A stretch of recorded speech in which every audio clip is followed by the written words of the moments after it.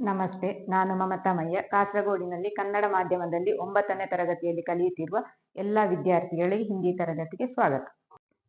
ನಾವಿವತ್ತು 9ನೇ ತರಗತಿಯ ಹಿಂದಿ ಪಾಠ ಪುಸ್ತಕದ ಜಟ್ಪಟ್ ಅವರ ನಟ್ಕಟ್ ಪಾಠದ ಬಗ್ಗೆ ಕಲಿಯುವ. ಈ ಕಥೆಯ ಲೇಖಕರು ರಮೇಶ್ ಉಪಾಧ್ಯಾಯ. ಇವರು ಮಾರ್ಚ್ 1, 1942ರಲ್ಲಿ ಉತ್ತರ ಪ್ರದೇಶದಲ್ಲಿ ಜನಿಸಿದರು. ಇವರು ಕತೆ, ಕಾದಂಬರಿ, ನಾಟಕ ಹೀಗೆ ಹಲವಾರು ಕೃತಿಗಳನ್ನು ರಚಿಸಿದ್ದಾರೆ.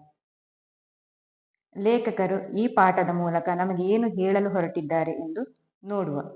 ಪಾಠದ ಹೆಸರು ಜಟ್ಪಟ್ ಔರ್ ನಟ್ಕಟ್. ಇದು 2 ಮಕ್ಕಳ ಕತೆ, ಅಂದ್ರೆ ಅಣ್ಣ ತಮ್ಮಂದಿರ ಕತೆ. ಹೆಸರು ಹೇಳುವ ಹಾಗೆ ಜಟ್ಪಟ್ ಅಂದ್ರೆ ಶಿಸ್ತಿನ ಸಿಪಾಯಿ, ನಟ್ಕಟ್ ತುಂಟ. ನೋಡುವ. ಜಟ್ಪಟ್ ಔರ್ नटखट. एक था झटपट, एक था नटखट. झटपट बड़ा था, नटखट छोटा. बड़ा केवल 2 साल बड़ा था, छोटा केवल 2 साल छोटा. दोनों स्कूल में पढ़ते थे. झटपट 5वीं में, नटखट 3वीं में. घर से दोनों भाई साथ साथ स्कूल जाते और साथ साथ ही वापस घर आते. ಒಬ್ಬನ ಹೆಸರು ಏನು? ಜಟ್ಪಟ್. ಇನ್ನೊಬ್ಬನ ಹೆಸರು ನಟ್ಕಟ್. ದೊಡ್ಡವನು ಜಟ್ಪಟ್, ಸಣ್ಣವನು ನಟ್ಕಟ್. ಅವರಿಬ್ಬರ ವಯಸ್ಸಿನ ಅಂತರ ಕೇವಲ ಎಷ್ಟು? 2 ವರ್ಷ. ದೊಡ್ಡವನು 5ನೇ ಕ್ಲಾಸಲ್ಲಿ ಕಲಿತಾ ಇದ್ದ, ಸಣ್ಣವನು 3ನೇ ಕ್ಲಾಸಲ್ಲಿ ಕಲಿತಾ ಇದ್ದ. ಅವರಿಬ್ರು ಒಟ್ಟೊಟ್ಟಿಗೆ ಸ್ಕೂಲಿಗೆ ಹೋಗ್ತಾ ಇದ್ರು, ಹಾಗೆ ವಾಪಸ್ ಬರ್ತಾ ಇದ್ರು. ವೇಗ್ एक गांव में रहते थे. स्कूल उनके गांव में नहीं, दूर दूसरे गांव में था. वहां तक पैदल जाना पड़ता था और पैदल ही वापस आना पड़ता था.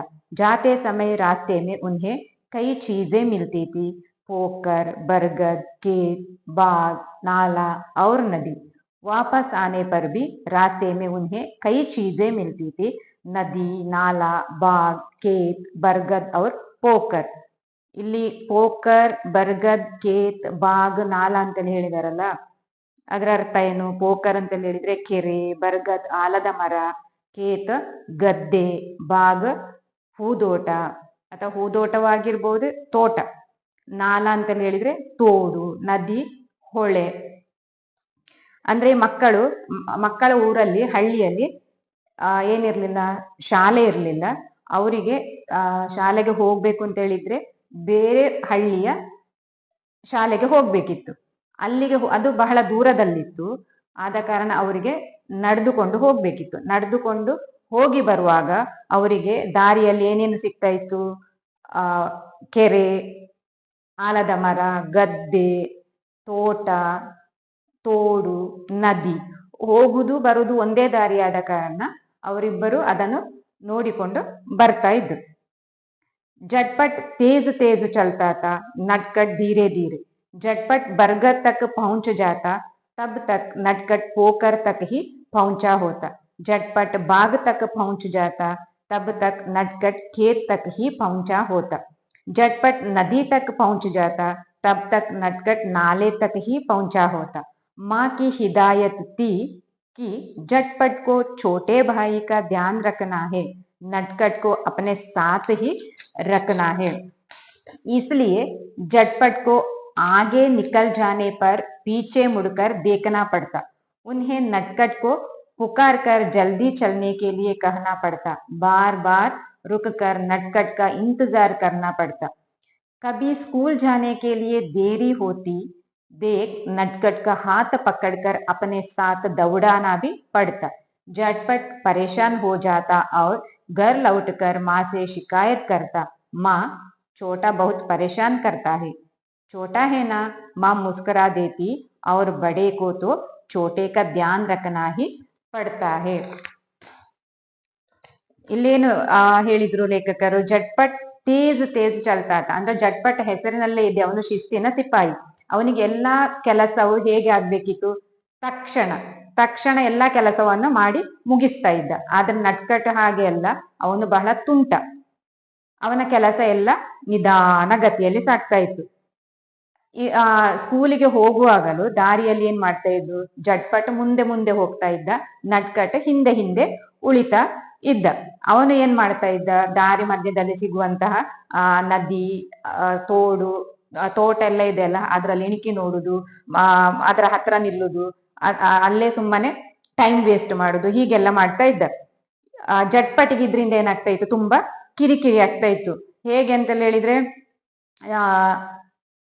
ಜಟ್ಪಟ ಬರ್ಗದ ಆಲದ ಮರದ ತನಕ ಮುಟ್ಟಿರ್ತಾನೆ, ಆದ್ರೆ ನಟ್ಕಟ್ ಎಲ್ಲಿರ್ತಾನೆ, ಕೆರೆಯ ಹತ್ತಿರನೇ ಇರ್ತಾ ಇದ್ದ.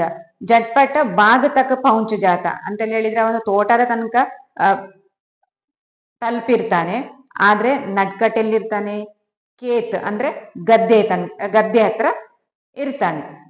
ಜಟ್ಪಟ ನದಿ ಹತ್ರ ಮುಟ್ಟುವಾಗ ನಟ್ಕಟ ತೋಡಿನ ಹತ್ರ ಇರ್ತಾ ಇದ್ದ.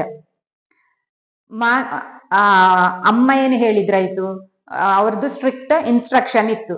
ಯಾಕೆಂದ್ರೆ ನಟ್ಕಟ ನಿನ್ನ ತಮ್ಮ, ಅವನನ್ನು ನೀನು ನೋಡಿಕೊಳ್ಬೇಕಾಗಿದ್ದು ನಿನ್ನ ಕರ್ತವ್ಯ.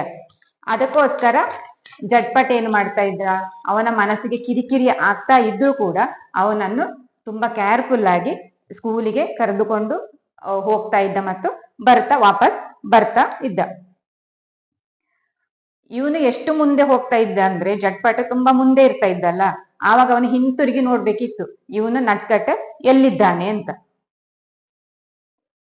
ಆಮೇಲೆ ಉನ್ಹೆ ನಟ್ಕಟ್ ಕೋ ಪುಕಾರ್ ಕರ್ ಜಲ್ದಿ ಚಲ್ನೆ ಕೆ ಲಿಯೆ ಕಹನಾ ಪಡ್ತಾ, ಅಂದ್ರೆ ತುಂಬಾ ಹಿಂದೆ ನಿಧಾನಗತಿಯಲ್ಲಿ ಅವನು ಬರ್ತಾ ಇರುವಾಗ ಅವನ ಅಲ್ಲಿಂದಲೇ ಕೂಗಿ ಕರೀತಾ ಇದ್ದ, ಬೇಗ ಬೇಗ ಬಾ ಅಂತ. ಬಾರ್ ಬಾರ್ ರುಕ್ ಕರ್ ನಟ್ಕಟ್ ಕ ಇಂತಜಾರ್ ಕರ್ನಾ ಪಡ್ತಾ, ಅಂದ್ರೆ ಅವನು ಮುಂದೆ ಮುಂದೆ ಸಾಕ್ತಾ ಇರುವಾಗ ಏನಾಗ್ತಾ ಇತ್ತು, ಇವನು ತುಂಬಾ ನಿಧಾನಗತಿಯಲ್ಲಿ ಬರುವ ಕಾರಣ ಅವನು ಅಲ್ಲಿ ನಿಂತು ಪುನಃ ಪುನಃ ಹಿಂತಿರುಗಿ ನೋಡ್ತಾ ಇದ್ದ. कभी स्कूल जाने के लिए देरी होती देख नटखट का हाथ पकड़कर अपने साथ ದೌಡಾನ ಬಿ ಪಡ್ತ. ಇವನ ಈ ನಿಧಾನಗತಿಯ ಕಾರಣ ಏನಾಗ್ತಾ ಇತ್ತು, ಸ್ಕೂಲಿಗೆ ಲೇಟ್ ಆಗ್ತಾ ಇತ್ತು. ಆವಾಗ ಇವನಿಗೆ ಕಿರಿಕಿರಿಯಾಗಿ ತಮ್ಮನ ಕೈ ಹಿಡಿದು ಎಳೆದುಕೊಂಡು ಹೋಗ್ತಾ ಇದ್ದ. ಜಟ್ಪಟ್ ಪರೇಶಾನ್ ಹೋ ಜಾತ ಅವರು ಗರ್ ಲೌಟ್ ಕರ್ ಮಾಸೆ ಶಿಕಾಯತ್ ಕರ್ತ, ಅಂದ್ರೆ ಅವನಿಗೆ ಇದರಿಂದ ಕಿರಿಕಿರಿಯಾಗಿ ಮನೆಗೆ ತಲುಪಿದ ಕೂಡಲೇ ಅಮ್ಮನ ಹತ್ರ ಅವನು ಏನ್ ಮಾಡ್ತಾ ಇದ್ದ, ಕಂಪ್ಲೇಂಟ್ ಮಾಡ್ತಾ ಇದ್ದ. ಏನು ಅಂತೇಳಿ ಹೇಳಿ, ನಂಗೆ ಇವನಿಂದ ತುಂಬಾ ಉಪದ್ರ ಆಗ್ತಾ ಇದೆ ಅಂತೇಳಿ ಹೇಳಿ. ಆಗ ಅಮ್ಮ ಏನ್ ಮಾಡ್ತಾ ಇದ್ರು, ಅಮ್ಮ ಮುಗುಳ್ನಕ್ಕು ಹೇಳ್ತಾ ಇದ್ರಾಯ್ತು, ಅಂದ್ರೆ ಅವನು ನಿನ್ನ ತಮ್ಮ ಅಲ್ವಾ, ನಿನ್ನ ತಮ್ಮನನ್ನು ನೋಡಿಕೊಳ್ಳುವುದು ನಿನ್ನ ಕರ್ತವ್ಯ. झटपट झुंझलाता पर कुछ कह ना पाता, बड़ा था, छोटे का ध्यान तो उसे रखना ही था, लेकिन उसे लगता कि नटखट कुछ ज्यादा ही नटखट है. रास्ता चलते रुककर पोखर के पानी के अंदर ही मछलियां और पानी के ऊपर की बतखें देखने लगता है. बरगद की ऊपर से नीचे आती जड़ें पकड़कर झूलने लगता है. खेत में घुसकर खाने की कोई चीज खोजने लगता है. बाग से गुजरने पर आम या अमरूद तोड़ने लगता है. नाले को उधर से इधर और इधर से उधर छलांग लगाकर पार करने का खेल खेलने लगता है. नदी के पुल को जल्दी से पार करने के बजाय उसकी मुंडेर से टिक कर नीचे बहती नदी को निहारने लगता है.